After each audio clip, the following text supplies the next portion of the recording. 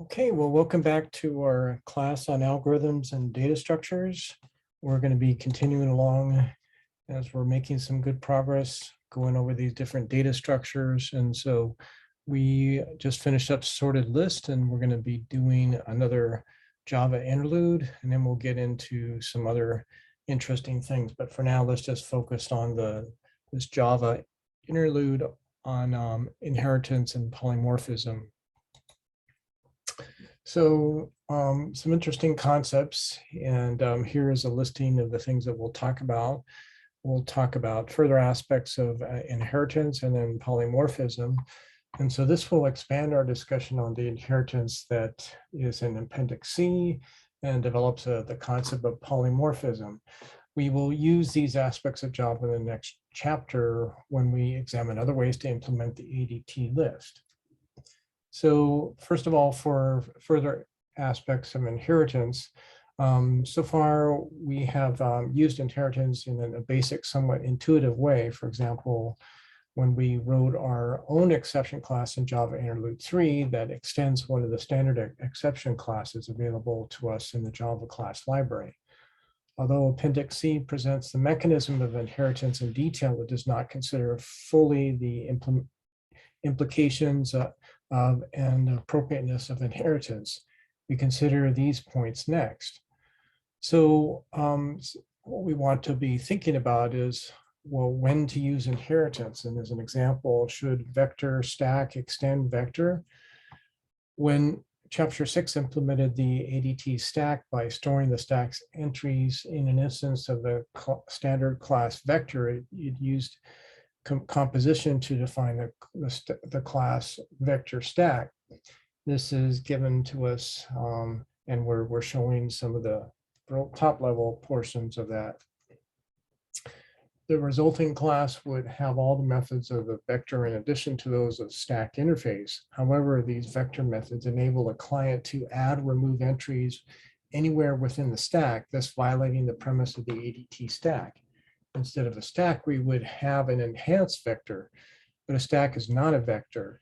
Since we do not have an is a relationship between stacks and vectors, we should not use inheritance to define vector stack.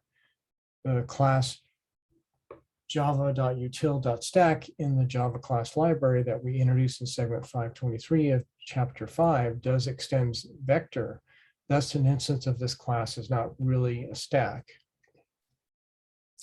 So in terms of a security note, you thinking about that in terms of limiting the use of inheritance, either design a class specifically for its future use as a basic class or a superclass, or prevent such use by declaring it as a final class. A final class is easier to design, define, and verify as being secure. A class that is not final can have its non-final methods maliciously overwritten by an attacker. So that's something you may want to be thinking about. So you prefer composition to inheritance. And another security note, you realize that a superclass can affect the behavior of a subclass. A subclass cannot maintain absolute control over its own behavior. After a subclass is written, its superclass can be revised, thereby affecting the behavior of the subclass. For example, an attacker could change the definition of a superclass method that is inherited but not overwritten by the subclass, even if the subclass overwrites all the inherited methods, thereby defeating the purpose of inheritance. Revisions to a superclass can still affect the subclass's behavior. Possible modifications include adding new public methods or altering the private methods called by existing public methods. Such changes to a superclass can intentionally or unintentionally break the assumption made in a subclass and lead to a subtotal security vulnerabilities. So those are just some things to keep in mind. So what about protected access? We know that you can control access to a class's data fields and methods by using access modifiers like public and private. Appendix B shows this. You can omit the access modifier entirely when the class is within a package and you want the class to be available only to the other classes in the package. You also have one other choice for controlling access. You can use the access modifier protected for methods and data fields. A method or data field that is modified by protected can be accessed by name only within its own class definition C. Any class defined from C, any class from within the same package as C, that is, if a method is marked protected in class C, you can invoke it from any method definition in a class derived from class C.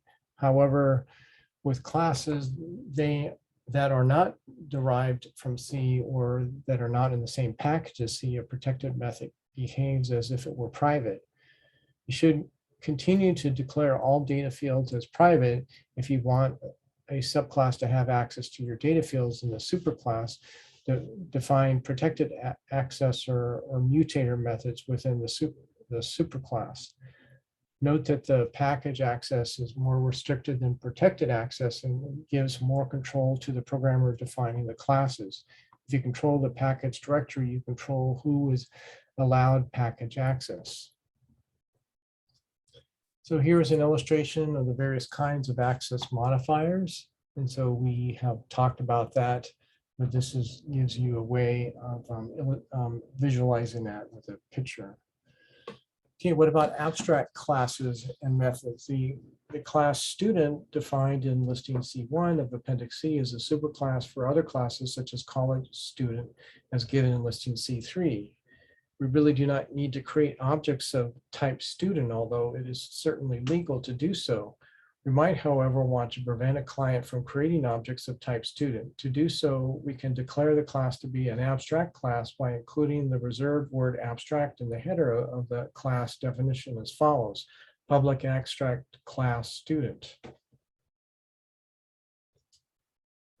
Often when programmers define an abstract class, they declare one or more methods that have no body. The intention in doing so is to require that every subclass implement such methods in an appropriate way for the subclass. For example, we might want every subclass of student to implement a method display. We certainly cannot write such a method for a future class that is not yet defined, but we can require one. To do so, we declare display as an abstract method by including the reserved word abstract in the header of the method as follows: public abstract void display. The class has at least one abstract method. Java requires that you declare that the class itself is abstract. This makes sense, for otherwise you could create an object of an incomplete class. In our example, the object would have a method display without an implementation. What if the subclass of an abstract class does not implement all of the abstract methods? Java will treat the subclass as an abstract and prevent you from creating an object of its type. For example, if the class college student, which is derived from student, did not implement display, college student would have to be abstract. Well, let's talk about polymorphism. The term polymorphism comes from a Greek word meaning many forms. Polymorphism as a concept is actually common in English. For example, the English instructor, play your favorite sport, means different things to different people. To one person, it means to play baseball. To another, it means to play soccer. In Java, polymorphism allows the same program instruction to mean different things in different contexts. In particular, one method name used as an instruction can cause different actions depending on the kind of objects performing the action. Originally, overloading a method name was considered polymorphism. However, modern usage of the term refers to an object determining at exception time which action of a method it will use for a method name that is overridden either directly or indirectly. So here is an illustration of polymorphism. So the method display at was defined in the class student, but it calls the method display that is defined in the class undergrad student, as shown in this figure. The code for display at could have been compiled with the class student before the class undergrad student was even written. In other words, this compiled code could use a definition of the method display that was not even written at the time that display at was compiled.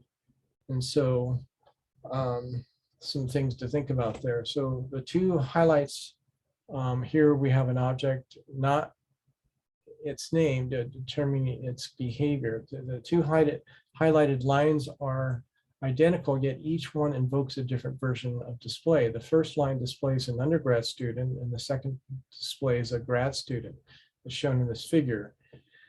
An object remembers what method definitions it had when the new operator created it. You can place the object in a variable of a different but ancestor class type, but that has no effect on which method definition the object uses for an overridden method. Okay, that's it for this short Java interlude. Thank you.